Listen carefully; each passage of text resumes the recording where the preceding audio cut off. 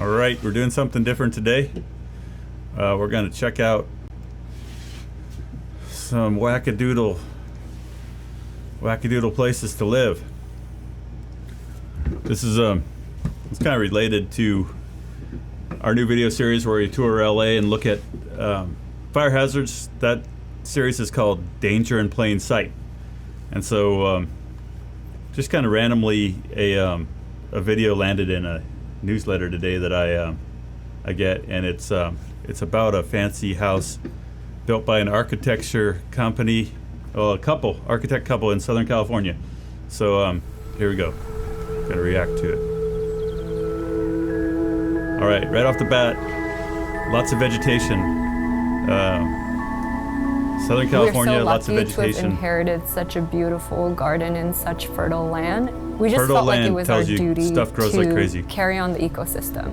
Carrying on the ecosystem, letting all the vegetation grow around your fancy house. We are currently at the Glass Ridge house, where we are the owners, the builders, and the architects of the home. So a really nice house. This is La Cañada, Flint Ridge. The house is located in La Cañada, Flint Ridge, northeast of Los Angeles, California. So we're gonna do the lookout thing here. We're gonna look at where this is on the landscape. The house was originally built in 1964. Okay, La Cañada, Flint Ridge. For context, here's Altadena, and here's the fire that just burned down right into town. For kind of regional context, we've got the San Gabriel Mountains here. Go way the heck up, and crazy windstorms come off the desert and across and bang down into the bottom of the mountains here. And so this house is at the bottom of this kind of box canyon surrounded with crazy heavy vegetation that is like funneling the Santa Ana winds right down to this point here. So La Cañada is just like it's like Altadena with fancier houses, with this kind of inevitable fire risk. So that's your regional context for this video. The original architect was Ray Cappy, who also happened to be the founder of the architecture school we went to, SciArc. So you got no access really to manage the vegetation. It's on the tip of this little peninsula.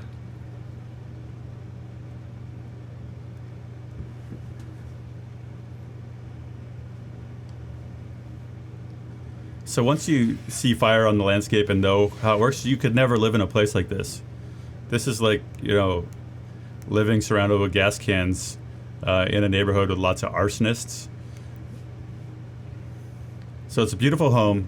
People have a wonderful artistic vision, but they're oblivious to the wildfire hazard of the place they live in. Architects should have to understand fire hazard. It's on the end of a cul-de-sac that actually overlooks the whole city. The lush greenery, right? It's the lush greenery. It's not the super flammable vegetation. A beautiful rock garden, and on the right you have a Japanese sukubai. It's a nice house. You look at it though and you're just like, man, it's just going to be rubble like everyone else's house. Like all these beautiful objects are just going to be kind of dust. And as a fire person, you look at this house and you picture what it's going to look like after the fire comes.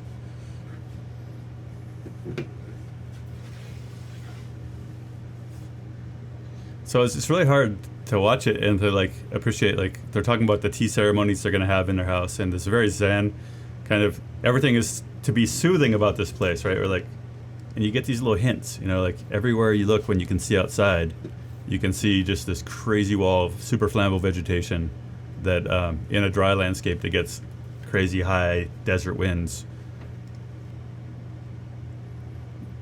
It's where the best views are. And so they talk coming up here about how they decided that they need to frame, every window is a frame to this perfect kind of natural scene outside. And so this is why we call our series about LA Danger in Plain Sight. Because a lot of people don't have any idea. We spent a lot of time in Japan, and I think that was where we got our biggest inspiration. I think we were just so impressed with the way that they were living. Most importantly, we would spend a lot of time in the traditional Japanese houses called a ryokan. So these ryokans are mainly used almost as an escape This for house is used people as an to escape. rejuvenate and from revitalize themselves busy city life. from the busy city life. And we felt like, why couldn't this be an everyday thing? And so that's why people want to live in the hills. It's like this beautiful kind of refuge from the hecticness of urban life. You can hear the birds. You got the sauna on the side of the hill. You know, it's a refuge. Everyone wants to live out of the city, out of the hubbub, but they're placing themselves in these incredibly dangerous places that are basically uninhabitable in wooden houses.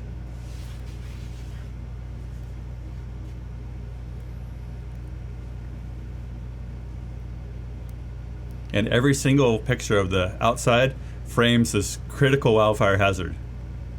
On the outside, we also used hand chiseled cobblestone. It was important for us to pick materials that were warm and that could not overshadow the nature, but rather complement it. Right, so this is the Definitely, good part. I would say one of the biggest challenge was the landscape, because there's so much glass in the house, and we wanted to make sure that every glass that a person views out of, like, you're viewing some form of like art. So we started planting all these new trees. They started planting all these new trees. We also started placing all these beautiful boulders and placing rocks beautiful that boulders. we handpicked from quarries. It's not enough that they live in like this crazy thicket. It They're became like a planting very more trees to personal kind of experience accentuate the of, like, design. acting as the artist, They're artists placing things at the right positions at the right for position people to for people to appreciate. appreciate. So you can really see how much time and energy we've put into this. So it's hard to know how to react to this. In our series, our LA Danger and Plate series, we ride around and we look at the architecture and the beautiful homes in Bel Air and Beverly Hills. Architecture and landscaping are one and the same in Southern California. It's part of this whole vision that has been created for us of what a beautiful landscape looks like and what a fancy house should look like. But that vision is like, it's flawed. It's deeply flawed in that these places are incredibly dangerous. Like, they're just places where you should never build a house. You know, and so when we have architects and influencers and other people that are supposed to kind of help us curate what is beautiful, what is practical, what constitutes like really exceptional interaction with people and space and nature, we need people to learn about fire. It's possible to build houses in places that are dangerous, but you really have to understand the vegetation. If architecture is about working with place, we've got some real problems when it comes to how people understand the places that they're choosing to build, invest really insane amounts of time, energy, passion.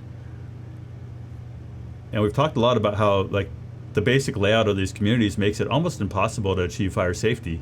When you look at where this house actually is, at the junction of these two kind of crazy gullies, like you couldn't even, like if you wanted to come in here and cut some trees out, you would have, there's a big snag right in the middle of their view. Like you'd have to get a crane or something. Like there's no space to like park a chipper and drag like logs to the chipper and chip them out. Like some of these places, if you want to like cut down a tree and like get rid of it, you actually have to like drag the branches through like that person's living room, like dodging their expensive Japanese furniture and vases and everything else. So if you want to kind of dive deeper into this, you should check out our new series that's coming out in August. That's Danger in Plain Sight. Because we talk about this a lot. We ride around Bel Air, we ride around Beverly Hills, we ride around Altadena, and we look at how these decisions that have been made about architecture and urban design and everything else affect things like Altadena burning down right next door. This video, this place, beautiful house built in the wrong place with the wrong vision and uninsurable. Like, we need a change in how we picture what architecture should do for us in fire-prone landscapes. If you're the architect, beautiful house, the landscaping needs some work.